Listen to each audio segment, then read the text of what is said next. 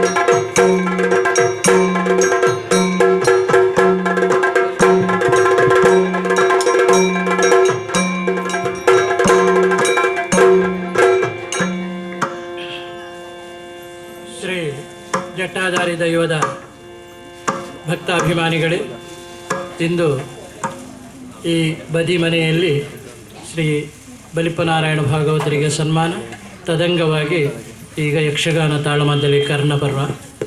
ಭಾಗವತಿಕೆಯಲ್ಲಿ ಕರ್ನಾಟಕ ರಾಜ್ಯ ಪ್ರಶಸ್ತಿ ವಿಜೇತರಾದಂತಹ ನಮ್ಮ ಬಂಡ್ರೆ ಗ್ರಾಮದ ಗುರಿಕಾರರಲ್ಲಿ ಒಬ್ಬರಾದ ಶ್ರೀ ಬಲಿಪನಾರಾಯಣ ಭಾಗವತರು, ಹಾಗೆ ಮದ್ದಳೆಯಲ್ಲಿ ಕುದುರೆ ಕೋಡ್ಲು ರಾಮಮೂರ್ತಿಯವರು, ಇವರ ಅಜ್ಜನೂ ಬಲಿಪರಿಗೆ ಮದ್ದಳೆಯನ್ನು ನುಡಿಸಿದ್ದಾರೆ. ಈಗ ಮೊಮ್ಮಗನು ನುಡಿಸ್ತಾ ಇದ್ದಾನೆ. ಹಾಗೆ ಚೆಂಡೆಯಲ್ಲಿ ಪುಂಡಿಕಾಯಿ ರಾಜೇಂದ್ರ ಪ್ರಸಾದ್, ಇವರ ತಂದೆಯವರು ಸಹ ಬಲಿಪರಿಗೆ ಹಿಮ್ಮೇಳದಲ್ಲಿ ಸಹಕರಿಸಿದ್ದಾರೆ. ಕರ್ಣನಾಗಿ ನಮ್ಮ ಬಂಡ್ರೆ ಗ್ರಾಮದ ಬಹಳಷ್ಟು ಹತ್ತಿರದ ಸಂಬಂಧಿ ಅಂತ ಹೇಳ್ಬೋದು. ಮೂಡಂಬೈಲು ಗೋಪಾಲಕೃಷ್ಣ ಶಾಸ್ತ್ರಿಗಳು ಅವರ ಮಗಳನ್ನು ಬಂಡ್ರೆ ಗ್ರಾಮಕ್ಕೆ ಕೊಟ್ಟದ್ದು, ಸರ್ಪಮೂಲೆ ಮನೆತನಕ್ಕೆ ಅಲ್ವಾ. ಹಾಗಾಗಿ ನಮಗೆ ಭಾಳ ಹತ್ತಿರದ ಸಂಬಂಧಿಗಳು ಅಂತ ಹೇಳ್ಬೋದು. ಅವರು ಕರ್ಣನಾಗಿ ಇವತ್ತು ಅರ್ಥವನ್ನು ಹೇಳಲಿಕ್ಕಿದ್ದಾರೆ. ಹಾಗೆ ಶಲ್ಯನಾಗಿ ನಮ್ಮ ಹತ್ತಿರದ ಸಂಬಂಧಿ ಡಾಕ್ಟರ್ ಪ್ರಭಾಕರ ಜೋಶಿಯವರು ಅವರ ಮಗಳನ್ನು ನಮ್ಮ ಮನೆಗೆ ತಂದಿದೆ. ಆದ್ದರಿಂದ ನಮಗೆ ಹತ್ತಿರದ ಸಂಬಂಧಿ ಹಾಗೂ ಭಟ್ರಿಗೆ ಬಹಳ ಹತ್ತಿರದ ಸ್ನೇಹಿತರು ಹೌದು. ಅವರು ಶಲ್ಯನ ಪಾತ್ರವನ್ನು ವಹಿಸ್ತಾರೆ. ಇವರಿಬ್ಬರು ಈಗ ಯಕ್ಷಗಾನ ಕಲಾಕ್ಷೇತ್ರದಲ್ಲಿ ಹಿರಿಯ ಅರ್ಥಧಾರಿಗಳು. A1 ಅಂತ ಹೇಳ್ತೇವೆ, A1 ಗ್ರೇಡ್ ಅಂತ, ಅಂತಹ ಗ್ರೇಡಿನ ಅರ್ಥಧಾರಿಗಳು. ಹಾಗೆ ಅರ್ಜುನನಾಗಿ ನಮ್ಮ ಆತ್ಮೀಯರು ಶ್ರೀ ರಾಧಾಕೃಷ್ಣ ಕಲ್ಚಾರ್, ಒಳ್ಳೆಯ ಅರ್ಥಧಾರಿ, A ಗ್ರೇಡಿಗೆ ಅರ್ಹರಾದಂತಹ ಅರ್ಥಧಾರಿ. ಸರ್ಪಾಸ್ತ್ರವಾಗಿ ನಮ್ಮವರೇ ಹಿರಿಯರಾದಂತಹ ಕೊಲ್ಲಿಂಕಾನ ನಾರಾಯಣ ಶಾಸ್ತ್ರಿ, ಹಾಗೆ ಕೃಷ್ಣನಾಗಿ ನಾನು ಅರ್ಥವನ್ನು ಹೇಳಲಿಕ್ಕಿದ್ದೇನೆ. ಭಾಗವತರಲ್ಲಿ ಕಥಾ ಪ್ರಸಂಗವನ್ನು ಪ್ರಾರಂಭಿಸುವರೆ ವಿನಂತಿಸ್ತೇನೆ.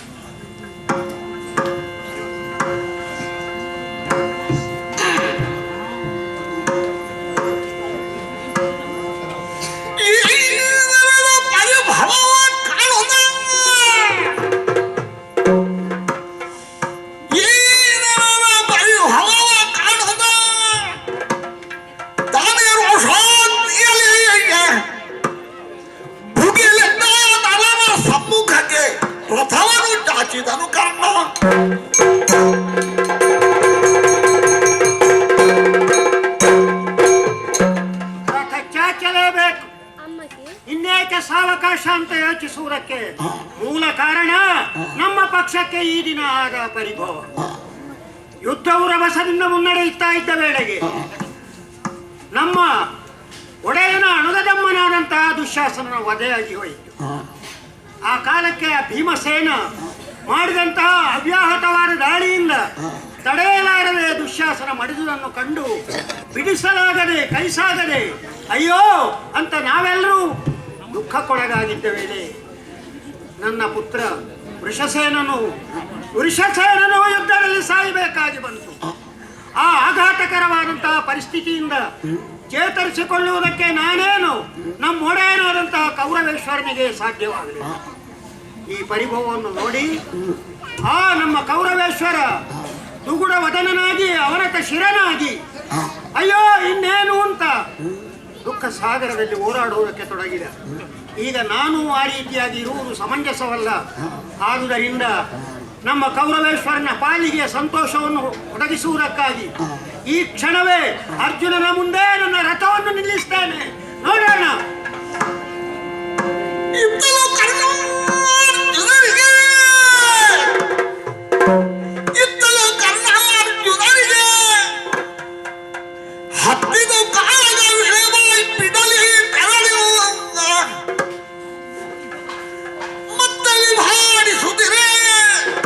ಗಜರುತ್ತಲಿ ಮೂಡಲಿ ಸುತ ಮಾತಾಡಿದ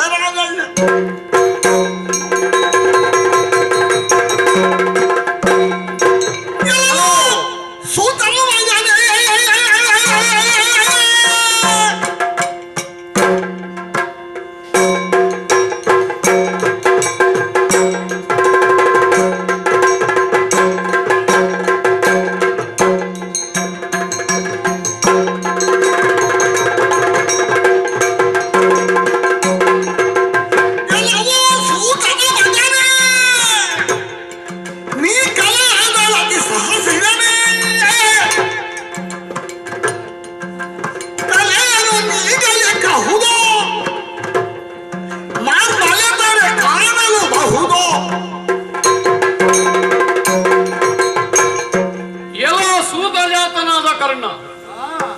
ಸಮರಾಂಗಣದಲ್ಲಿ ಅಭಿಮುಖರಾಗಿ ನಿಂತಿದ್ದೇವೆ. ಈ ಹೊತ್ತು ನಿರ್ಣಾಯಕವಾದ ಒಂದು ಸಮರವನ್ನು ಸಂಘಟಿಸಿ ನಾನು ನೀನು ಇಬ್ಬರಲ್ಲಿ ಒಬ್ಬರೇ ಉಳಿಯಬೇಕು ಎನ್ನುವ ನಿರ್ಣಯಕ್ಕೆ ಬದ್ಧರಾದವು.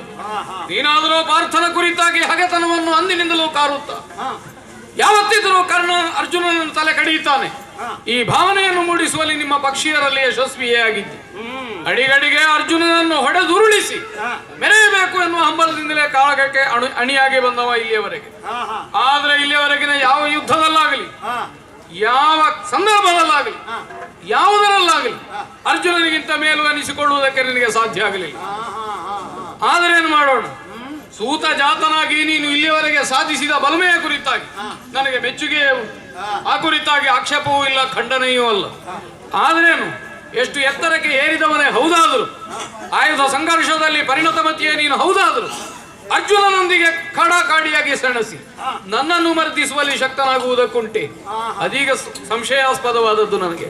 ವರ್ಣಸಂಕರ್ಯ ಎನ್ನುವುದು ಪ್ರವಾಹದ ವಿರುದ್ಧವಾಗಿ ಈಜುವುದು ಜೀವನಾದವನಿಗೆ ಎಷ್ಟೋ ಬಾರಿ ಪಂಥಾಹ್ವಾನವಾಗಿ ಒದಗಿ ಬರುತ್ತದೆ. ಅನಿವಾರ್ಯವಾಗಿ ಅದನ್ನು ಸ್ವೀಕರಿಸಲೇಬೇಕಾಗುತ್ತದೆ. ಸೂತಪುತ್ರನಾಗಿ ಪ್ರಸಿದ್ಧನಾದವ ನೀನು, ನಿನ್ನ ನಿಜವಾದ ಹುಟ್ಟೇನು ಅನ್ನುವುದು ಪ್ರಪಂಚಕ್ಕೆ ಇವತ್ತಿನವರೆಗೆ ರಹಸ್ಯವಾಗಿಯೇ ಉಳಿದಿದೆ. ಆದರೂ ಅಂಗೀಕರಿಸಿದ್ದೇವೆ.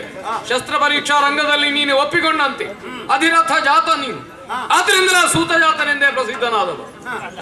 ಸೂತನೊಬ್ಬ ಆಯುಧಪಾಣಿಯಾಗಿ ಸಂಘರ್ಷಕ್ಕೆ ಇಳಿತಾನೆ ಎನ್ನುವುದೇ ನಮ್ಮ ಪರಂಪರೆಯ ದೃಷ್ಟಿಯಿಂದ ವಿಚಿತ್ರವಾಗಿಯೇ ತೋರುತ್ತದೆ. ಆದರೂ ದೊಡ್ಡದಲ್ಲ. ಹಿಂದಿನವರು ಅನೇಕರು ವರ್ಣ ಸಾಂಕರ್ಯವನ್ನು ಅಲ್ಲ ವರ್ಣಾತಿಕ್ರಮಣವನ್ನು ಸಾಧಿಸಿದವರಿದ್ದಾರೆ. ಆ ನೆಲೆಯಿಂದ ನಿನ್ನ ಜೀವನದ ಹೋರಾಟವನ್ನು ಅಂಗೀಕರಿಸಬಹುದು. ಆದರೆ ಹೀಗೆ ಮಾಡಿದ್ರಲ್ಲಿ ನಿನಗೆ ಸಾರ್ಥಕತೆ ಏನು ಎಲ್ಲಿ ಉಂಟು? ಇದೀಗ ಪ್ರಶ್ನೆಯಾಗಿಯೇ ಕಾಡುತ್ತದೆ. ಯಾವ ಉದ್ದೇಶಕ್ಕಾಗಿ ನೀನು ಕ್ಷತ್ರಿಯನಾಗುವುದಕ್ಕೆ ಪ್ರಯತ್ನ ಮಾಡಿದೆ? ಕ್ಷತ್ರಿಯರಿಗೆ ಸಹಜವಾದ ಧರ್ಮವನ್ನು ಅಂಗೀಕರಿಸುವಲ್ಲಿ ಮುಂದಾದೆ. ಅದಿನ್ನು ಉತ್ತರ ಸಿಕ್ಕದ ಪ್ರಶ್ನೆಯಾಗಿಯೇ ಉಳಿದಿದೆ. ಆದರೂ ಅಡ್ಡಿ ಇಲ್ಲ, ಸೂತನಾಗಿದ್ದವ ಈ ಪ್ರಮಾಣದಲ್ಲಿ ಸಾಧಿಸಿದ್ದೀಯಲ್ಲ, ಆ ಬಗ್ಗೆ ಮೆಚ್ಚುತ್ತೇನೆ.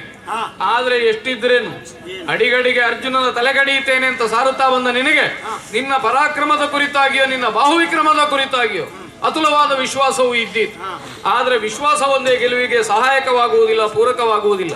ಅಲ್ಲ, ಅದು ಮಾತ್ರ ಗೆಲುವು ಅಲ್ಲ, ಪ್ರಕಟವಾಗಿ ಸಾಧಿಸಿ ತೋರಿಸಬೇಕಾಗ್ತದೆ. ಒಬ್ಬನ ಹೆಗ್ಗಳಿಕೆಯನ್ನು ಹೇಳಿಕೊಳ್ಳುವಲ್ಲಿ ಇಲ್ಲಿಯವರೆಗೆ ಏನಾದರೂ ಸಾಧಿಸಿದ್ದಿದ್ರೆ ಅದು ಪಂಚಾಂಗವಾಗಿ ನಿಲ್ತದೆ. ಅದರ ಆಧಾರದ ಮೇಲೆ ವಿಜಯ ಸೌಧವನ್ನು ನಿರ್ಮಾಣ ಮಾಡಲಿಕ್ಕಾಗ್ತದೆ. ಕಾರಣ ಇಲ್ಲಿಯವರೆಗೆ ಯಾರನ್ನಾದರೂ ನೀನು ಗೆದ್ದದ್ದಿದ್ದೀತು, ನಿನ್ನ ವಿಜಯವನ್ನು ಕಾಣಿಸಿದ್ದಿದ್ದೀತು. ಆದ್ರೆ ವಿಜಯನ ಎದುರಿನಲ್ಲಿ ವಿಜಯವನ್ನು ಸಾಧಿಸುವುದಕ್ಕೆ ನಿನಗೆ ಇಲ್ಲಿಯವರೆಗೆ ಆಗದೆ ಹೋಯಿತು. ಆದ್ರಿಂದಲೇ ನೀನು ಕಲಹದಲ್ಲಿ ಎಷ್ಟು ಸಾಹಸಿಕನಾದರೂ ಎಷ್ಟು ಪರಿಣತನಾದರೂ ನನ್ನೆದುರಿನಲ್ಲಿ ನಡೆದೀತೆ ಎನ್ನುವುದು ನನಗೀಗ ಪ್ರಶ್ನೆ. ಆದ್ರೆ ಏನು, ಸೇನಾಧಿಪತಿಯಾಗಿದ್ದಿ ಕೌರವ ಸೈನ್ಯಕ್ಕೆ, ನನ್ನನ್ನು ಎದುರಿಸುವುದಕ್ಕೆ ರಥ ಸಾರಥಿ ಸಮೇತನಾಗಿ ಸಜ್ಜಾಗಿ ಮುಂದೆ ಬಂದಿದ್ದಿ. ಈ ಯುದ್ಧದ ಪರಿಣಾಮ ಏನು ಎನ್ನುವುದನ್ನು ನನಗೆ ಮುಂಗಾಣುವುದಕ್ಕೆ ಬರುತ್ತದೆ. ಇಲ್ಲಿಯವರೆಗೆ ಕೈ ಮೇಲಾಗದೆ ಅಡಿಗಡಿಗೆ ಸೋತ ನೀನು ಇವತ್ತಿನ ಯುದ್ಧದಲ್ಲಿ ಕೇವಲ ಸೋಲಲ್ಲ, ಪ್ರಾಣವನ್ನೇ ಒಪ್ಪಿಸಬೇಕಾದ ಸ್ಥಿತಿ ಬಂದಿತ್ತು. ತಲೆಯನ್ನು ನೀಗುವಂತಹ ಸನ್ನಿವೇಶ ನಿನಗೆ ಒದಗಿ ಬರುತ್ತದೆ. ಅದಕ್ಕಾಗಿಯೇ ಒಂದು ಕೊಡುಗೆಯನ್ನು ಕೊಡ್ತೇನೆ. 10 ದಿವಸ ರಣಾಂಗಣದಲ್ಲಿ ಕಾಣಿಸದೆ ಎಲ್ಲಿಯೋ ಮರೆಯಾಗಿದ್ದೀಯಲ್ಲ, ಅದೇ ತೆರನಾಗಿ ನನ್ನ ಎದುರಿನ ಯುದ್ಧವನ್ನು ಬಿಟ್ಟುಕೊಟ್ಟು ಎಲ್ಲಿಯಾದರೂ ಮರೆಯಾಗಿ ಹೋದೆ ಅಂತಾದ್ರೆ ಜೀವದಾನವಾದೀತು. ಇಲ್ಲದೆ ಇದ್ರೆ ತಲೆ ಹೋಗ್ತದೆ ನಿನ್ನ ದೂತ ತಿಳಿ. ಬೇಡ ಬೇಡ ಬಿಡು ಬಿಡು ಸಕಲ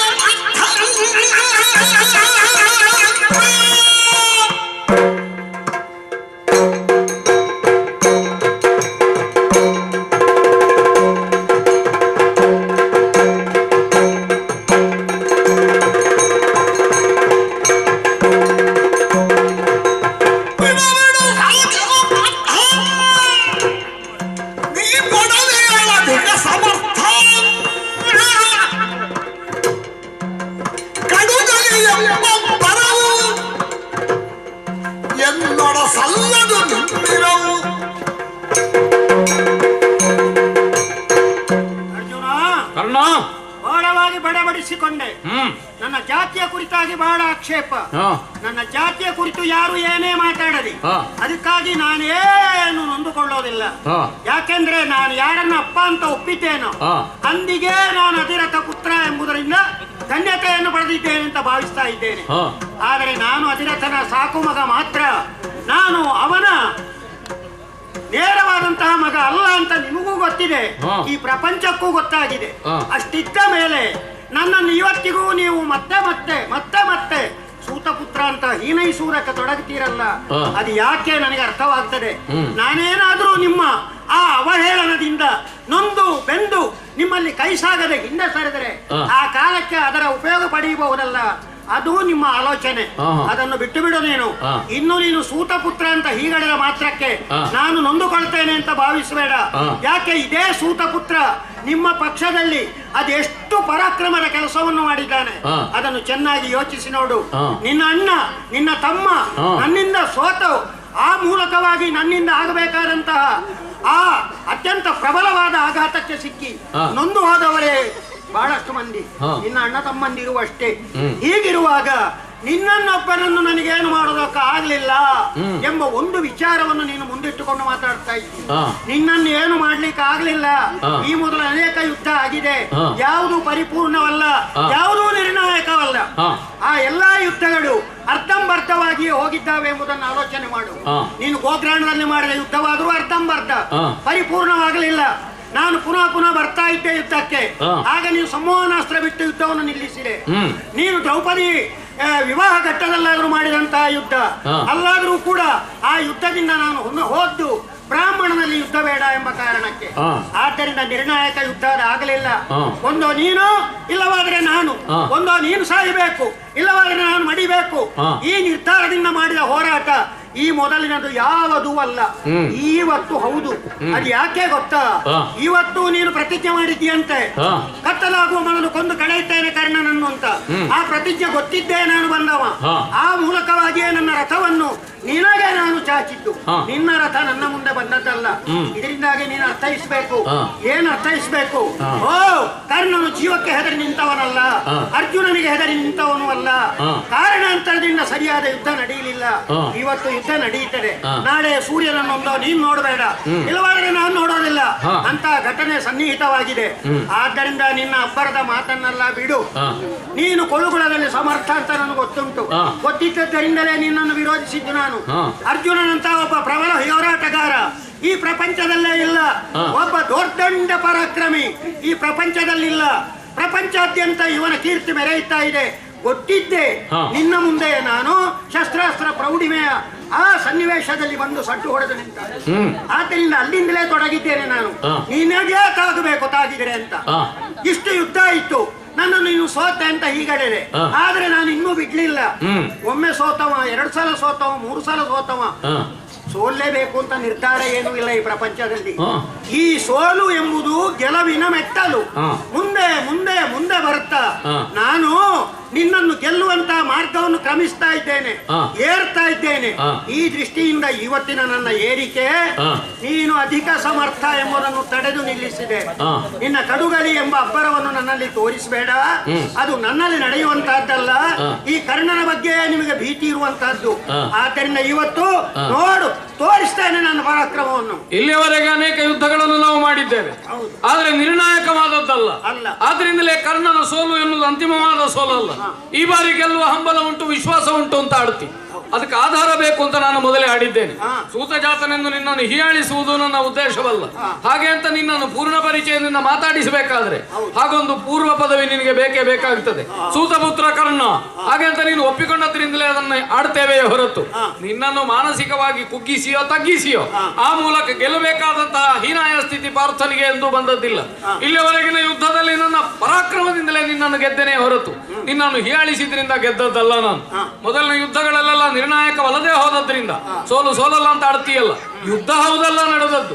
ಒಮ್ಮೆಯಾದರೂ ನಿನ್ನದು ಮೇಲ್ಗೈ ಆಗಬೇಕಿತ್ತಲ್ಲ, ಆಗಲಿಲ್ಲ. ಸೇನಾಧಿಪತಿಗಳಾಗಿ ನೀವು ಮೂರನೆಯವನಾಗಿ ಬಂದವ. ಮೊದಲ ಸೇನಾಧಿಪತಿ ಭೀಷ್ಮಾಚಾರ್ಯರು ಅವರು ಮಾಡಿದ್ದಾರೆ ನೊಂದನ ಘಟ ಪಾರ್ಥನಂಬಿಗೆ. ಹಾಗಾದ್ರೆ ಪಾರ್ಥನ ಶರಾಳಿಗಳ ನೋವೇನು ಅದನ್ನು ಭೀಷ್ಮರು ಅರ್ಥವಿಸಿದ್ದಾರೆ ಅಂತ ತಿಳಿ. ಹಾಗೆ ಅಂತ ದ್ರೋಣರು ಹೇಳಿದ್ರಂತೆ, ಅರ್ಜುನ ಒಬ್ಬ ತಪ್ಪಿದ್ರೆ ಮತ್ತೆ ಯಾರನ್ನಾದ್ರೂ ನಾನು ಲೆಕ್ಕಿಸುವವನಲ್ಲ. ಪಾಂಡವ ಪಕ್ಷದಲ್ಲಿ ಪಾರ್ಥನ ಕುರಿತಾಗಿ ಪ್ರತ್ಯೇಕವಾದಂತಹ ವ್ಯಕ್ತಿತ್ವ ಉಂಟು, ಸ್ಥಾನ ಉಂಟು. ಕೌರವರು ಅದು ಕಂಜುತ್ತಾರೆ ಎನ್ನುವುದಕ್ಕೆ ಬೇರೆ ದೃಷ್ಟಾಂತ ಬೇಡ. ಈ ಕಾಲದಲ್ಲಿ ನೀನಾಡ್ತಿ, ನಿನ್ನ ಅಣ್ಣನನ್ನು ಸೋಲಿಸಿದ್ದೇನೆ, ತಮ್ಮನನ್ನು ಸೋಲಿಸಿದ್ದೇನೆ. ಪರ್ಯಾಯದಿಂದ ಅವರಿಂದ ನಿಮಗೂ ಪರಿಭವವಾಗಿದೆ ಎನ್ನುವುದನ್ನು ಗಮನಿಸು. ಈ ಹೊತ್ತು ಶಲ್ಯ ಭೂಪತಿಯ ಸಾರಥ್ಯವನ್ನು ಮಾಡಿಕೊಂಡು ನನ್ನೆದುರು ಹೋರಾಟ ಕಣಿಯಾಗಿ ಬಂದಿದ್ದೀಯಲ್ಲ, ಮಂತ್ರಾಸ್ತ್ರ ಪ್ರಯೋಗದಲ್ಲಿ ಸಮರ್ಥನಿದ್ದೀಯನಯ್ಯ, ಸಹಾಯಕ ತೊಡಬಲ್ಲಯ್ಯ.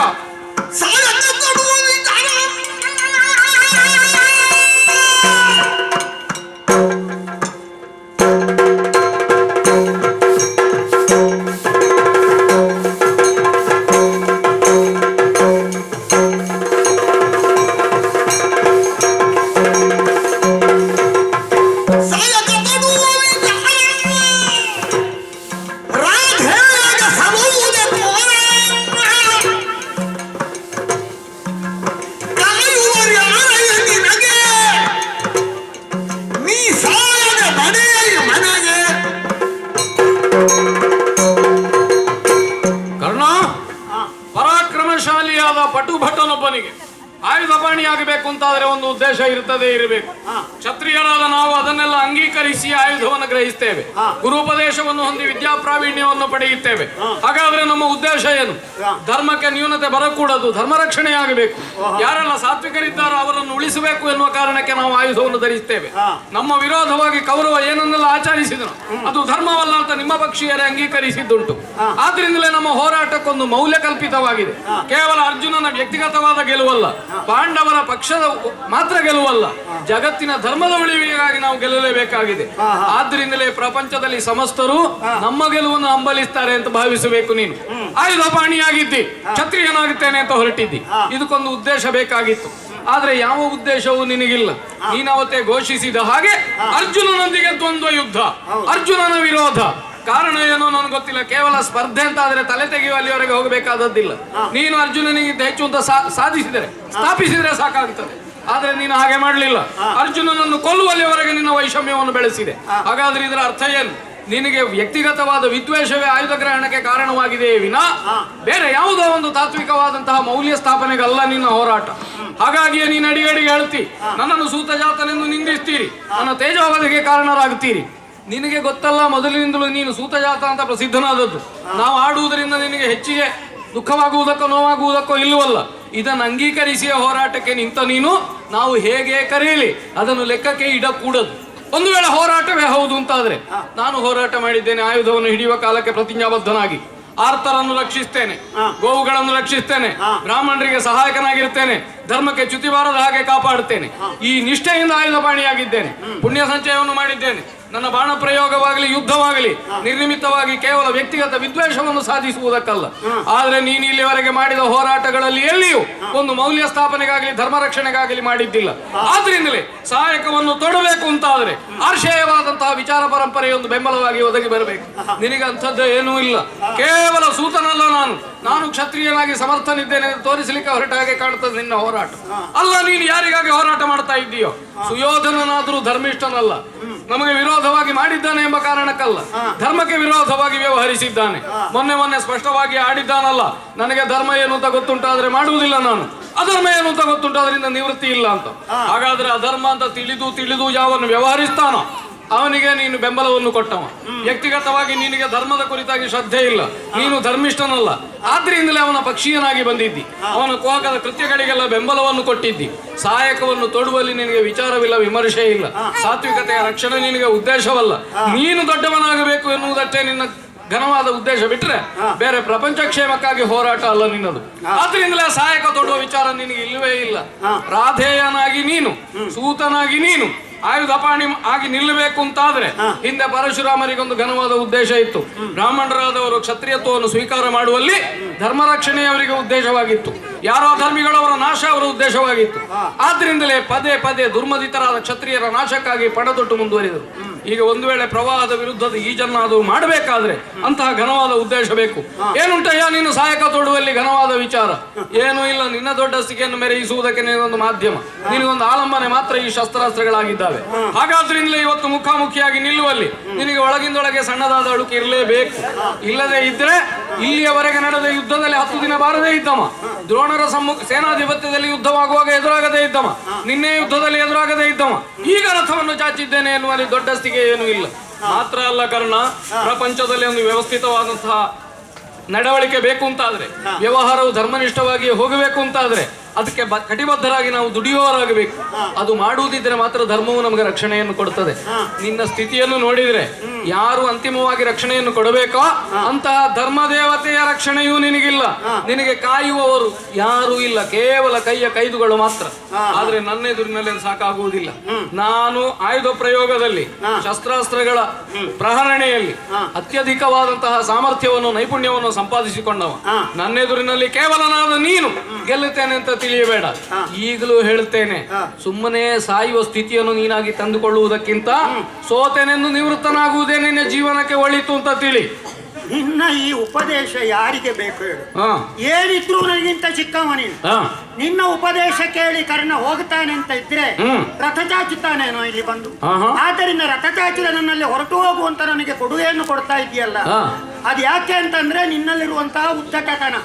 ನಿನಗೆ ಈ ಪ್ರಪಂಚದಲ್ಲಿ ನಾನೇ ಕಲಿತವ, ನನ್ನಿಂದ ಹೆಚ್ಚು ಕಲಿತವರು ಯಾರು ಇಲ್ಲ. ನೀನೇ ಹೇಳಿದೆಯಲ್ಲ ಈಗ, ನಾನು ಎಲ್ಲರಿಗಿಂತ ಹೆಚ್ಚು ಕಲಿತವ, ಬಹಳಷ್ಟು ತಿಳಿದವ ನೀನಲ್ಲ ಅಂತ ಹೇಳಿದೆಯಲ್ಲ. ಆದರೆ ಅದೇ ನನ್ನನ್ನು ನಿನ್ನ ಕೃಷ್ಣ ನಿನ್ನ ಮುಂದೆ ತ್ವತ್ಸಮಂ ತ್ವದ್ವಿಶಿಷ್ಟಂ ಅಂತ ಕರೆದನಲ್ಲ. ನಿನಗೆ ಸಮಾನನಾದವ ಕರ್ಣ, ನಿನಗಿಂತಲೂ ವಿಶಿಷ್ಟನಾದವ.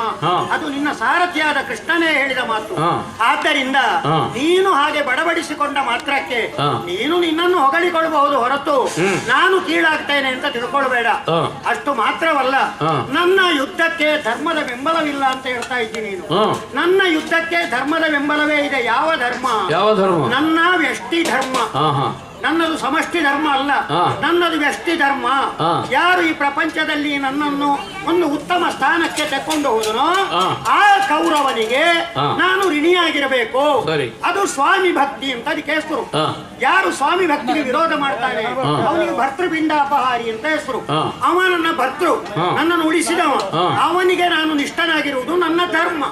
ಅವ ಧರ್ಮದಲ್ಲಿ ಕೂಡ ವ್ಯತ್ಯಾಸ ಉಂಟು. ಆ ವ್ಯಷ್ಟಿ ಧರ್ಮದಿಂದ ನಾನು ಹೋರಾಡ್ತಾ ಇದ್ದೇನೆ. ಈ ಹೋರಾಟದಲ್ಲಿ ನಾನು ತಪ್ಪಿದ್ರೆ ಮಾತ್ರ ಸ್ವಾಮಿ ದ್ರೋಹಿ ಆಗುವುದು. ಮತ್ತೆ ನಿಮಗೆ ಬೇಕಾದ ಹಾಗೆ ನಾನು ಯುದ್ಧ ಮಾಡಬೇಕು.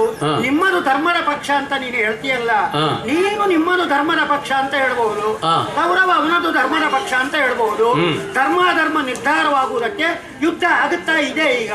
ಅದು ನಿರ್ಧಾರ ಆಮೇಲೆ ಆಗಲಿ. ಆದ್ರೆ ಈ ಮಧ್ಯದಲ್ಲಿ ಅವರವರದಾದಂತಹ ವ್ಯಕ್ತಿ ಧರ್ಮಗಳು ನಡೆದುಕೊಂಡು ಹೋಗ್ತಾ ಇವೆ. ನಿನ್ನದು ಕೆಲವು ನಿನ್ನ ಸ್ವಂತ ಧರ್ಮಗಳಿವೆ, ಅದನ್ನು ನೀನು ನಡೆಸ್ತಿ. ನನ್ನದು ನನ್ನ ಸ್ವಂತ ಧರ್ಮಗಳಿವೆ, ಅದನ್ನು ನಾನು ನಡೆಸ್ತೇನೆ. ಆದ್ದರಿಂದ ಈ ಯುದ್ಧ ಕ್ಷೇತ್ರದಲ್ಲಿ ನೀನು ನನ್ನನ್ನು ಒಬ್ಬ ಸಾಮಾನ್ಯನಾದಂತಹ ಸೂತ ನೀನು ಧನುಸ್ಸನ್ನೆತ್ತುವುದಕ್ಕೆ ಯಾವ ಪ್ರತಿಜ್ಞೆ ಮಾಡಿದ್ದಿ ಅಂತ ಕೇಳ್ತಾ ಇದ್ದಿ. ಧನುಸ್ಸನ್ನೆತ್ತುವುದಕ್ಕೆ ಪ್ರತಿಜ್ಞೆ ಮಾಡಿ ನಾನು ಗುರುಗಳಿಂದಲೇ ವಿದ್ಯಾಭ್ಯಾಸ ಪಡೆದವ. ಗುರುಗಳ ವಿದ್ಯಾಭ್ಯಾಸ ಉಂಟು, ಅಲ್ಲಲ್ಲಿ ಸ್ವಲ್ಪ ಕಡಿಮೆ ಆಗಿರಬಹುದು, ಆದ್ರೆ ಅಲ್ಲಿಯೂ ಕೂಡ ನಾನಂತಹದ್ದನ್ನೇ ಪಡೆದವ. ಆದ್ರಿಂದಲೇ ನನಗೆ ಧನುರ್ವಿದ್ಯೆ ಸಿದ್ಧಿಸಿದೆ. ಧನುರ್ವಿದ್ಯೆ ಸಿದ್ಧಿಸದೆ ಏನಾಗ್ಲಿಲ್ಲ. ಹೇಗೆ ನೀನು ಭೂಮಂಡಲದಲ್ಲಿ ಜೈತ್ರಯಾತ್ರೆ ಮಾಡಿದ್ಯೋ ಹಾಗೆ ನಾನು ಜೈತ್ರಯಾತ್ರೆ ಮಾಡಿದ್ದೇನೆ. ನೀವು 4 ಮಂದಿ ಅಣ್ಣ ತಮ್ಮಂದಿರು ಎಲ್ಲೆಲ್ಲೋ ಹೋಗಿ ರಾಜಸೂಯ ಅಧ್ವರಕ್ಕೆ ಬೇಕಾದನ್ನು ಸಂಪಾದನೆ ಮಾಡಿದ್ದೀರಿ. ನಾನು ಒಬ್ಬನೇ ಭೂಮಂಡಲ ಸುತ್ತಿದ್ದೇನೆ. ಆ ಮೂಲಕವಾಗಿ ನಾನು ಬೇಕಾದಂತಹ ಕಪ್ಪ ಕಾಣಿಕೆಗಳನ್ನು ತಂದು ಕೌರವೇಶ್ವರನ ಸುವರ್ಣ ಯಾಗವನ್ನು ಪೂರ್ಣಗೊಳಿಸಿದ್ದೇನೆ. ಆದ್ದರಿಂದ ನಾನೇನು ಕಡಿಮೆ ಅಲ್ಲ. ನನ್ನ ಧನುರ್ವಿದ್ಯೆ ಇಲ್ಲ ಅಂತ ತಿಳಿಬೇಡ, ನನಗೆ ಸಿದ್ಧಿಸಲಿಲ್ಲ ಅಂತಲೂ ಭಾವಿಸಬೇಡ. ಈ ಕಾರಣದಿಂದ ಹೇಳ್ತೇನೆ, ನೀನೇ ಒಪ್ಪ ಅಂತ ತಿಳ್ಕೊಳ್ಬೇಡ. ನಿನ್ನ ತಲೆ ಹಾರಿತು ಅಂತ ಹೇಳ್ತೀಯಲ್ಲ, ಹಾರಬೇಡ, ನೀನು ಹಾರಬೇಡ.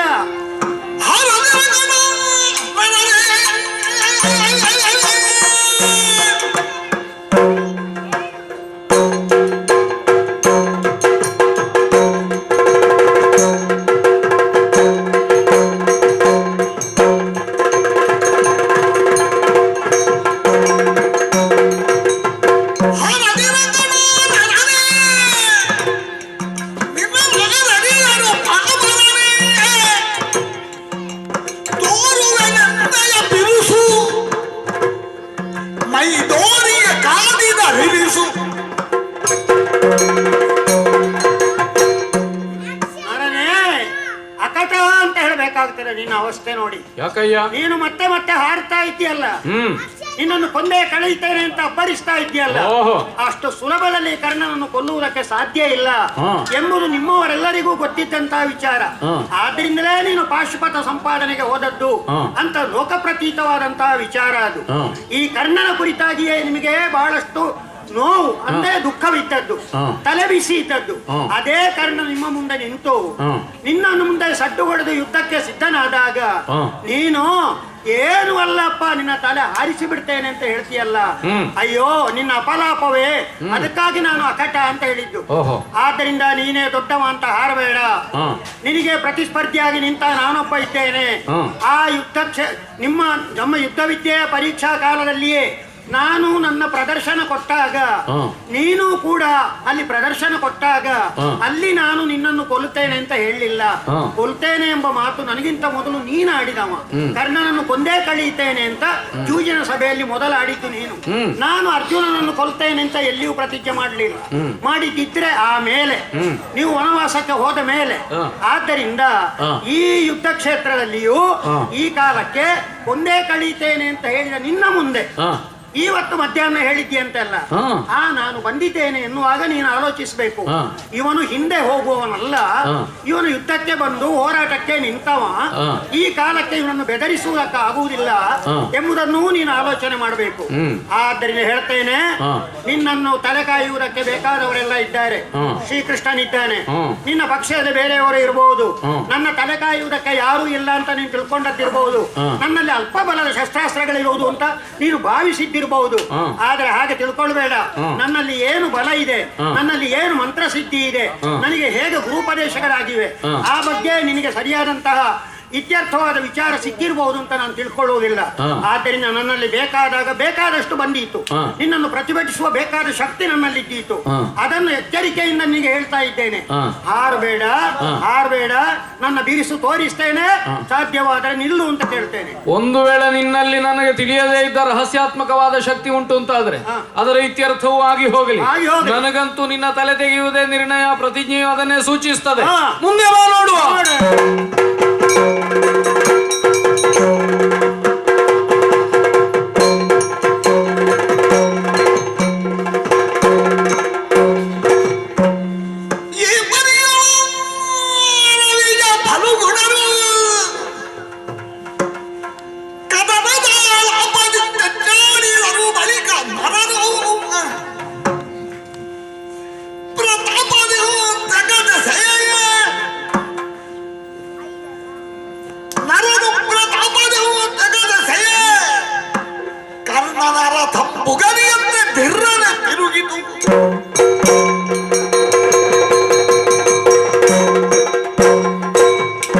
ಇದು ಕರ್ಣಾರ್ಜುನರ ಸಮರ. ಕೇವಲ ಬಾಣಗಳ ಪ್ರಯೋಗದಿಂದ ಸಿದ್ಧಿಯಾಗ್ತದೆ ಅಂತ ತಿಳಿಯುವುದಕ್ಕಿಲ್ಲ. ವಿಶೇಷವಾದ ನಮ್ಮ ಯೋಗ್ಯತೆಯನ್ನು ನಾವು ಕಾಣಿಸಲೇಬೇಕಾಗಿದೆ. ಆ ಕಾರಣದಿಂದಲೇ ಇಲ್ಲಿಯವರೆಗೆ ನಡೆದ ಹೋರಾಟಕ್ಕೆ ಒಂದು ಉತ್ತರ ರೂಪವಾಗಿ ಪ್ರಕಟವಾಗಿ ನನ್ನ ಸಾಮರ್ಥ್ಯ ಏನು ಎನ್ನುವುದನ್ನು ಕರ್ಣನು ಮನಗಾಣುವಂತೆ ಇವನ ರಥವನ್ನೇ ದೂರಕ್ಕೆ ಹಾರಿಸುವುದಕ್ಕಾಗಿ ಅಮೋಘವಾದ ಶರವೊಂದನ್ನು ಪ್ರಯೋಗ ಮಾಡ್ತೇನೆ.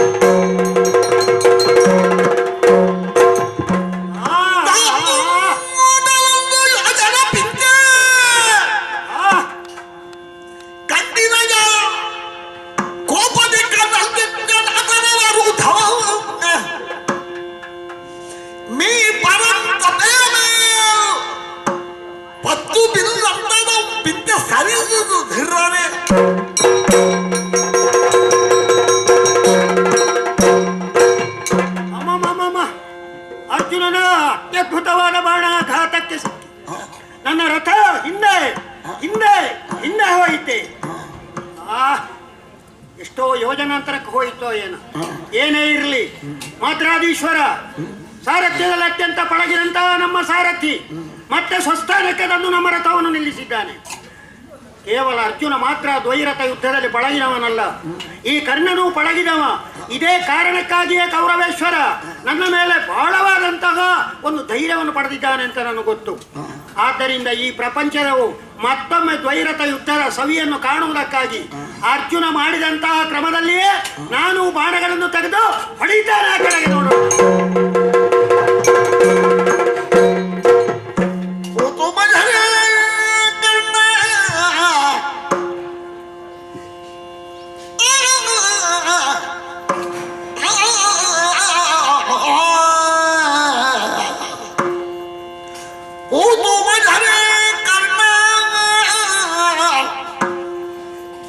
ಜಗವಿಖ್ಯಾತ ಧನು ಸಮರದಲ್ಲಿ ವಿಖ್ಯಾತ ಜಗವಿಖ್ಯಾತ ಧನು ಸಮರದಲ್ಲಿ ವಿಖ್ಯಾತ ನೀನೆಂದು ಪುಗಳಿದ ನನಗ ಶ್ರೀಹರಿಯು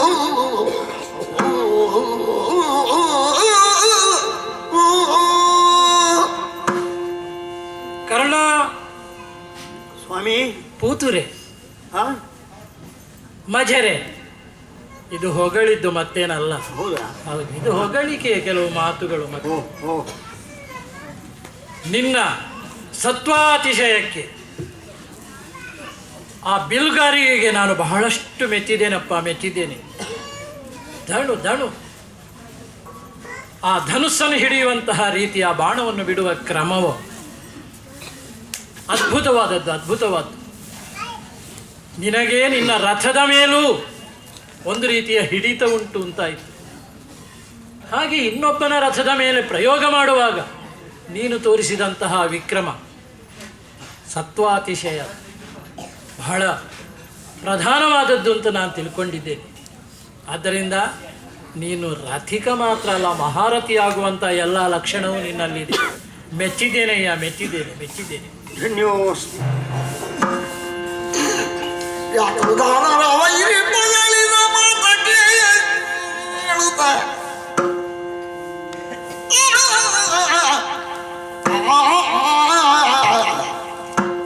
ಯಾಕುದಾನರ ವೈರಿ ಪೊಗಳಿದ ಮಾತಕ್ಕೆ ಹೇಳುತ್ತ ಪಾರ್ಥ ಮನದಲ್ಲಿ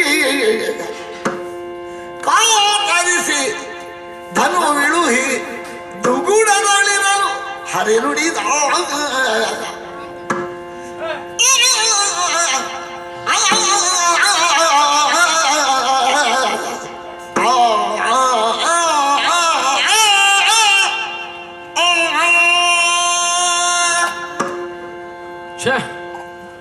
ಏನಯ್ಯ ಇದು ವಿಚಿತ್ರ.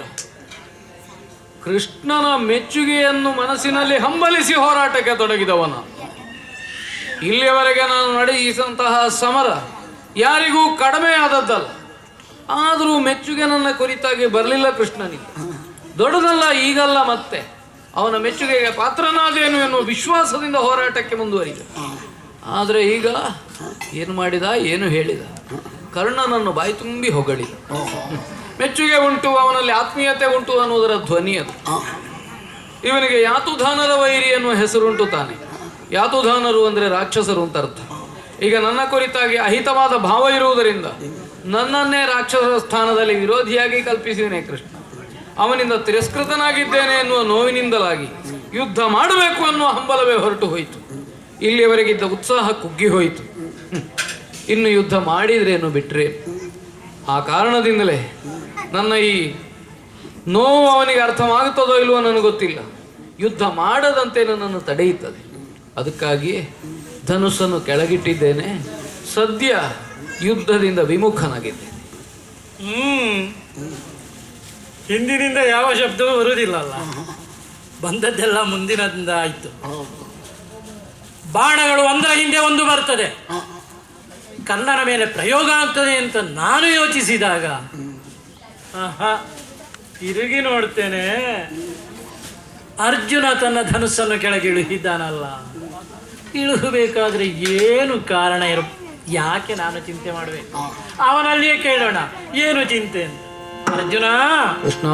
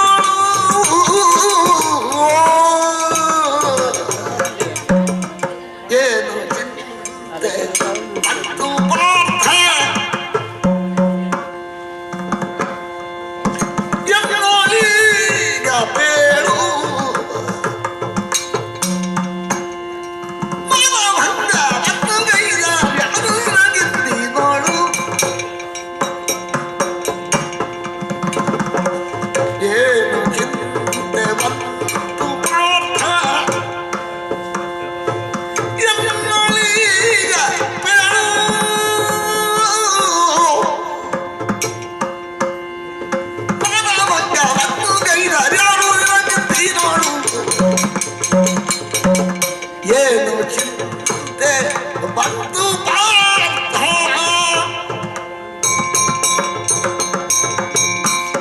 ಅರ್ಜುನ, ಕೃಷ್ಣ, ಯುದ್ಧವನ್ನು ನಿಲ್ಲಿಸಿದೆಯಲ್ಲಪ್ಪ, ಹೌದು. ಯಾಕೆ ಏನು ಅರ್ಥ ಆಗಲಿಲ್ಲ. ಹಾ ನಿನ್ನ ಮುಖವನ್ನು ನೋಡ್ತಾ ಇದ್ದೇನೆ, ಹಾ. ಬಹಳಷ್ಟು ಚಿಂತೆಯಿಂದ ಕುಡಿದವನ ಹಾಗೆ ಇದ್ದಿ. ಈಗ ನೋಡುವ ಹಾಗೆ ಇರ್ಲಿಕ್ಕಿಲ್ಲ ನನ್ನ ಮುಖ. ಯಾಕೋ ಅರ್ಥ ಆಗೋದಿಲ್ಲ. ಹಾ ಹಿಂದೆ ಒಂದು ಸಲ ಹಾಗೆ ಆಗಿತ್ತು. ಹ್ಮ್ ಯುದ್ಧ ಪ್ರಾರಂಭ ಆಗಬೇಕಾದ್ರೆ ಹೌದು. ನೀನೇ ನಿನ್ನ ಧನುಸ್ಸನ್ನು ಕೆಳಗೆ ಇಳಿಸಿದ್ದಿ. ಹಾ ಆವಾಗ ನಾನು ನಿನಗೆ ಉಪದೇಶ ಮಾಡಿದೆ. ಆಗ ಒಂದು ವ್ಯತ್ಯಾಸ ಇತ್ತು ಕೃಷ್ಣ. ಹ, ಅದು ತನ್ನಷ್ಟಕ್ಕೆ ಜಾರಿದ್ದು, ಜಾರಿದ್ದು. ಬುದ್ಧಿಪೂರ್ವಕ ಇಳಿಸಿದ್ದಲ್ಲ ನಾನು. ಇದು ಜಾರಿದ್ದಲ್ಲ, ಅಲ್ಲ, ಇಳಿಸಿದ್ದೆ. ಇಳಿಸಿದ್ದೆ. ಹಾಗಾದ್ರೆ ಆಶ್ಚರ್ಯ ಆಗುವುದು ನನಗೆ. ಹಾ ಯಾಕೆ ಚಿಂತೆ? ಹಾ ಯಾರಿಂದ? ಹಾ ಅದು ನಿನಗೆ ಬಂದದ್ದು. ಅರ್ಥ ಆಗುದಿಲ್ಲ. ಇಲ್ಲಿ ನಿನಗೆ ಚಿಂತೆ ಭರಿಸುವವರೇ ಇಲ್ಲ. ಇಲ್ಲಿ ಇರುವುದು ನಾನು ಒಬ್ಬನೇ. ಹಾ ಒಬ್ಬರಿಗೆ ಚಿಂತೆ ಬರಬೇಕು ಅಂತಾದ್ರೆ ನಾನಾ ವಿಧ ಉಂಟು. ಹಾ ಒಂದೋ ಮಾನಭಂಗವನ್ನು ಮಾಡಬೇಕು. ಹಾ. ಮಾನಭಂಗ ಅಂತ ಹೇಳಿದ್ರೆ ಏನು? ಹಾ ಕೌರವ ಮಾಡಿದ ಮಾನಭಂಗ ಅಲ್ಲ, ಹಾ. ಮನಸ್ಸಿಗೆ ಒಂದು ರೀತಿಯ ಭಂಗ ಅಂತ ಅರ್ಥ. ಹಾ ಯಾವುದರಿಂದಲೂ ಒಂದು ತೊಂದರೆ ಬಂದಿರಬೇಕು. ಹಾ ಚಿಂತೆ ಸಜೀವ ದೇಹವನ್ನೇ ಸುಡುತ್ತದೆ, ನಿನಗೆ ಗೊತ್ತು. ಓಹೋ. ಆದರೆ ಚಿತೆ ಹಾ. ನಿರ್ಜೀವ ದೇಹವನ್ನು ಸುಡುತ್ತದೆ. ಹ್ಮ್ ಈ ಸಜೀವ ದೇಹವನ್ನು ಸುಡುವುದಕ್ಕೆ ನಾನು ಬಿಡ್ತೇನೋ ಹೇಳು? ಅಲ್ಲ, ಬಿಡುವುದಿಲ್ಲ. ದೇಹ ಸುಡ್ಲಿಕ್ಕೆ ನೀನು ಬಿಡ್ಲಿಕ್ಕಿಲ್ಲ. ಹಾಗಾದ್ರೆ ಯಾಕೆ ಬಂತು ಈ ಮನಸ್ಸಿಗೆ ಈ ಚಿಂತೆ? ಅಂತೂ ಚಿಂತೆ ಉಂಟು ಅಂತ ನಿನಗೆ ಗೊತ್ತಾಗಿದೆ. ಅರ್ಥ ಆಯ್ತು. ಈ ಚಿಂತೆ ಮಾನಭಂಗವೇ ಇದಕ್ಕೆ ಕಾರಣವಾಗಿರಬಹುದು ಅಂತ ಮನಸ್ಸಿಗೆ ಏನೋ ಒಂದು ರೀತಿಯ ಘಾತ ಎಷ್ಟು ಆಗಿದೆ. ದೊಡ್ಡ ಮನಸ್ಸು ನಿನ್ನದು ಸ್ವಾಮಿ, ಎಲ್ಲ ಅರ್ಥ ಆಗ್ತದೆ ನಿನಗೆ. ನಾನಾದ್ರೆ ಸರಿಪ್ಪ, ಹಾ. ನಾನಾದ್ರೆ ನಿನ್ನ ಒಟ್ಟಿಗೆ ಇರುವವ, ಹತ್ತಿರ ಇರುವವ, ಅಂತ ಮಾನಭಂಗಕ್ಕೆ ನಾನು ಬಿಟ್ಟೇನೋ ಹೇಳು? ಬಿಡ್ಲಿಕ್ಕಿಲ್ಲ. ಬಿಡ್ಲಿಕ್ಕಿಲ್ಲ. ನಾನು ಬಿಟ್ಟರೆ ಬೇರೆ ಯಾರೂ ಇಲ್ಲ. ಆದ್ರೆ ಯಾರಿಂದ ಎಂಬುದು ಅರ್ಥ ಆಗುದಿಲ್ಲ. ಹಾ. ನೋಡಬೇಕು ನೀನು. ಹಾ. ಯುದ್ಧರಂಗ. ಹೌದು. ಈ ಯುದ್ಧರಂಗದಲ್ಲಿ ನಿನ್ನ ಪ್ರತಿಸ್ಪರ್ಧಿ ಯಾರು? ಹಾ. ಅವ ಕರ್ಣ. ಕರ್ಣ. ಹಾ. ಮುಂದೆ ಕರ್ಣ ಧೂರ್ತ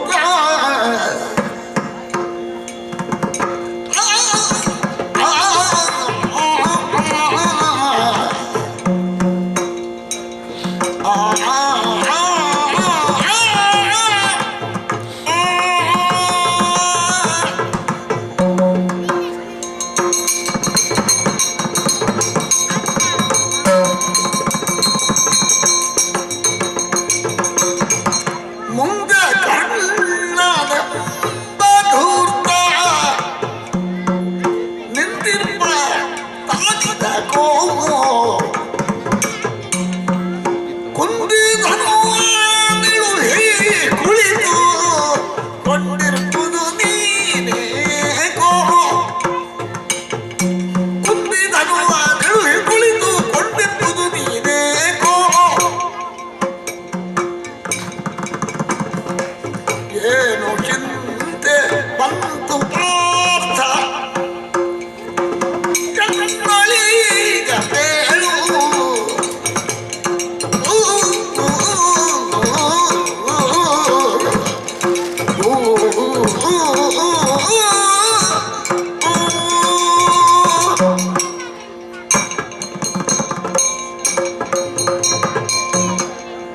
ಅರ್ಜುನ, ಸ್ವಾಮಿ, ಮುಂದೆ ಇರುವವರು ಯಾರು ನೋಡು. ಯಾರು? ಭೀಷ್ಮಾಚಾರ್ಯರಾದ್ರೆ ಹೌದು, ಅವರಲ್ಲಿ ಯುದ್ಧ ಮಾಡಬೇಕಾದ್ರೆ ನೀನು ಆಲೋಚನೆ ಮಾಡಬೇಕು. ಹ್ಮ್. ಯಾಕೆ? ಅವರ ಅಜ್ಜ. ಹಾ. ದ್ರೋಣಾಚಾರ್ಯರು ಗುರುಗಳು. ಹ್ಮ್. ಗುರುಗಳು. ಹಾಗಾದ್ರೆ ಮುಂದೆ ಇರುವವ ಯಾರು? ಹಾ. ಹ. ದುಷ್ಟ ಚತುಷ್ಟಯಗಳಲ್ಲಿ ಒಬ್ಬ ಕರ್ಣ. ಹಾ. ಅವ ನಿಮಗೆ ಮಾಡದೇ ಇರುವಂತ ದ್ರೋಹ ಉಂಟೋ ಹೇಳು? ಹ್ಮ್. ಒಂದೋ ಎರಡೋ? ಹಾ. ಅಲ್ಲಲ್ಲಿ ಅಲ್ಲಲ್ಲಿ ಅಲ್ಲಲ್ಲಿ ಹ್ಮ್. ಅಂಥವ ನೋಡು ನಿನ್ನನ್ನು ನೋಡುತ್ತಾ ಇದ್ದಾನೆ. ಹೌದು. ಯುದ್ಧಕ್ಕೆ ಕಾಲು ಕೆರೆಯುತ್ತಾ ಇದ್ದಾನೆ.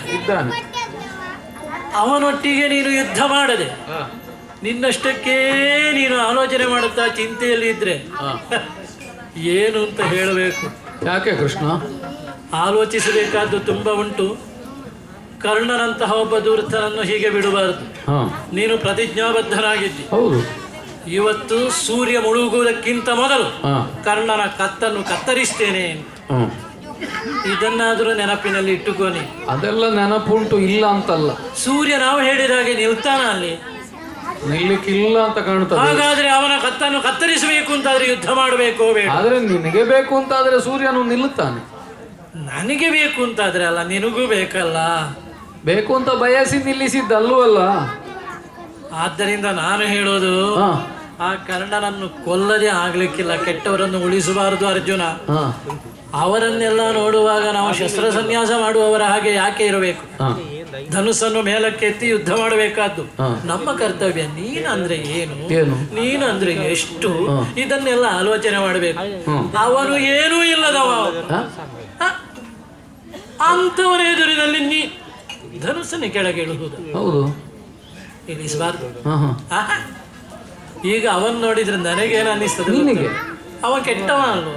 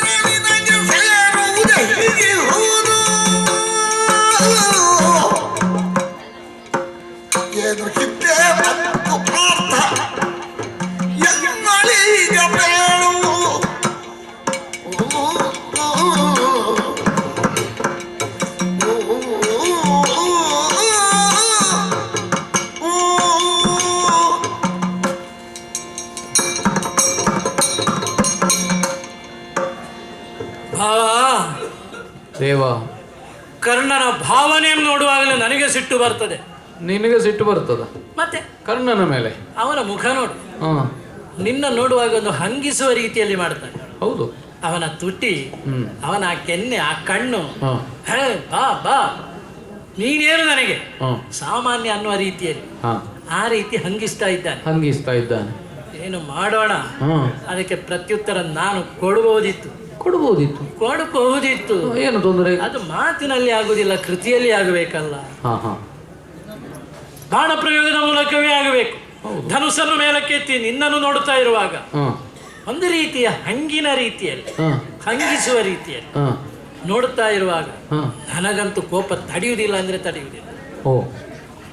ನನ್ನಂಥವನಿಗೆ, ನಾನು ಶಸ್ತ್ರವನ್ನೇ ಹಿಡಿಯುವುದಿಲ್ಲ ಅಂತ ಹೇಳಿದ್ದೇನಲ್ಲಪ್ಪ. ನೀನಾದ್ರೂ ಸಾಮಾನ್ಯನು. ನೀನು ಮನಸ್ಸು ಮಾಡಿದೆ ಅಂತಾದ್ರೆ ಕರ್ಣ ಬಿಡು. ಇಂತಹ 1000 ಕಣ್ಣಂದಿರು ಬಂದ್ರು ಧೂಳೀಪಟ ಮಾಡಬಲ್ಲಂತ ಪರಾಕ್ರಮಿ ನೀನು. ನಿನ್ನಂಥವನಿಗೆ ಉತ್ಸಾಹ ಬರ್ತದೆ, ತೊಡಗಲಿಕ್ಕೆ ಆಗುವುದಿಲ್ಲ. ಈಗ ಮೊನ್ನೆ ನಮ್ಮ ಅಜ್ಜನ ಎದುರಿಗೊಮ್ಮೆ ಕೈಯಲ್ಲಿ ಅದು ಬಂದಿತ್ತು. ಅದು ಅಜ್ಜನಿಗೆ ಒಂದು ಬಯಕೆ ಇತ್ತು. ಬಯಕೆ ಒಂದು ಪ್ರತಿಜ್ಞೆ ಮಾಡಿದ್ದಾನೆ. ಅವನನ್ನು ಬಯಕೆ ಅಂತ ಹೇಳೋದು. ಪಿಡಿಯನ್ ಚಕ್ರವನೆಂಬ ಚಕ್ರಿಗೆ ಪಿಡಿ ಇಪ್ಪೆ ಅಂತ. ಅದಕ್ಕಾಗಿ ಈ ಭಕ್ತರಿಗೆ ಬೇಕಾಗಿ ಕೆಲವು ಸಲ ಹಾಗೆ ನಾಟಕ ಮಾಡುವುದು. ಇವನನ್ನು ಕೊಲ್ಲಬೇಕಾದವ ನೀನೇ, ಪ್ರತಿಜ್ಞಾಬದ್ಧನಾದವ ನೀನಲ್ವ, ನಾನಲ್ಲಲ್ಲ. ನನಗೆ ಸಿಟ್ಟು ಬರ್ತದೆ. ಈಗ ನಿನ್ನಂತಹವನಿಗೆ ಏನಾಗಬೇಡ, ಅವನು ನೋಡ್ತಾ ಇದ್ರೆ ಏನಾಗಬೇಕು? ಧನುಸ್ಸನ್ನೇ ಎತ್ತಿ ಸಿಂಜಿನಿಗೆ ದಿವ್ಯವಾದಂತ ಅಸ್ತ್ರವನ್ನು ತೊಟ್ಟು ಆಕರ್ಣಾಂತಕವಾಗಿ ಸೆಳೆದು ಬಾಣ ಬಿಟ್ಟೆ ಅಂತ ಆದ್ರೆ ಅವನದೆಲ್ಲ ನಿಲ್ಲುವುದಿಲ್ಲ. ಎಲ್ಲ ನಿಲ್ತದೆ ಕೃಷ್ಣ. ಈಗ ನಿನಗೇನು ಬಂದದ್ದು ಚಿಂತೆ ಅಂತ ಬೇಕಲ್ಲ. ಯಥಾರ್ಥ ಹೇಳ. ಏನು? ಕರ್ಣನ ಕುರಿತಾಗಿ ನೀನು ಏನನ್ನು ಆಡ್ತಿ? ನನ್ನ ಮನಸ್ಸಿನ ನುಡಿಗಳನ್ನೇ ಆಡ್ತಾ ಇದ್ದಿ ಅಂತ ಅರ್ಥ. ಕರ್ಣ ಧೂರ್ತ ಹೌದು, ಸಣಸುವಂತ ವೀರನಾಗಿ ಅವನನ್ನು ಧ್ವಂಸ ಮಾಡಬೇಕಾದದ್ದು ನನಗೆ ಕರ್ತವ್ಯವೂ ಹೌದು, ಪ್ರತಿಜ್ಞೆಯೂ ಹೌದು. ಕರ್ಣನನ್ನು ನೋಡಿ ನನಗೆ ಹೀಗಾದದ್ದು ಅಂತ ನೀನು ತಿಳಿಬೇಡ. ಮತ್ತೆ ಯಾರಿಗೆ? ನನಗೆ ನಿನ್ನನ್ನು ನೋಡಿ ಹೀಗಾದದ್ದು. ದೇವರೇ, ದೇವಾ, ಕೇಳ್ತೀಯಾ?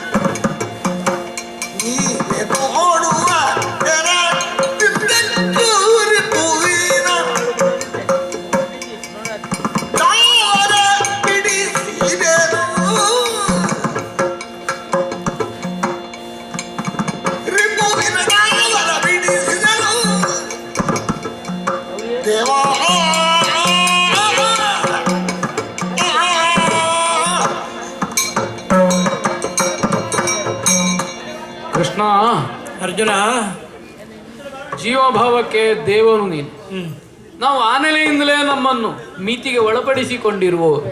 ಅದರ ಆಚೆಗೆ ಏನು, ಅದರಿಂದ ಈಚೆಗೆ ಏನು ನಮಗೆ ಗೊತ್ತಿಲ್ಲ. ನಮಗೆ ವರ್ತಮಾನವನ್ನು ಬಿಟ್ಟರೆ ಉಳಿದದ್ರ ಮೇಲೆ ಯಾವ ಸ್ವಾತಂತ್ರ್ಯವೂ ನಮಗಿಲ್ಲ. ಭೂತ ಕಳೆದು ಹೋಗಿದೆ, ಭವಿತವ್ಯ ಬರಬೇಕಷ್ಟೇ. ಅಜ್ಞಾತವಾದದರ ಬಗ್ಗೆ ಅಧಿಕಾರ ಇಲ್ಲ, ಕಳೆದು ಹೋದದ್ದನ್ನು ತಿದ್ದುವ ಶಕ್ತಿ ಇಲ್ಲ. ವರ್ತಮಾನ ಮಾತ್ರ ನಮಗೆ ಜೀವಂತವಾಗಿರುವುದು. ನಿನಗೆ ಹಾಗಲ್ಲ ಸ್ವಾಮಿ. ಕಳೆದದ್ದನ್ನು ನೀನು ಬದಲಾಯಿಸಬಲ್ಲೆ, ಭವಿತವ್ಯವನ್ನು ನಿರೂಪಿಸಬಲ್ಲೆ. ವರ್ತಮಾನ ಎನ್ನುವುದು ನಿನಗೊಂದು ಕ್ಷಣ ಮಾತ್ರ. ನಿನಗೆ ಬೇಕಾದದ್ದು ಭೂತದಲ್ಲಿಯೋ ಭವಿತವ್ಯದಲ್ಲಿಯೋ ಸಿದ್ಧವಾಗ್ತದೆ. ಅಂತಹ ನೀನು ನನ್ನ ಕುರಿತಾಗಿ ಹೀಗೆ ಕೇಳ್ತಿ ಅಂದ್ರೆ ನನಗೆ ಪ್ರಾರಂಭಕ್ಕೆ ಅನ್ನಿಸಿದ್ದು ಬಹುಶಃ ವ್ಯಂಗ್ಯ ಇರಬಹುದು ನಿನ್ನದು. ಇಲ್ಲದೆ ಇದ್ರೆ ಸ್ಪಷ್ಟವಾಗಿಯೇ ಉಂಟು ನನ್ನ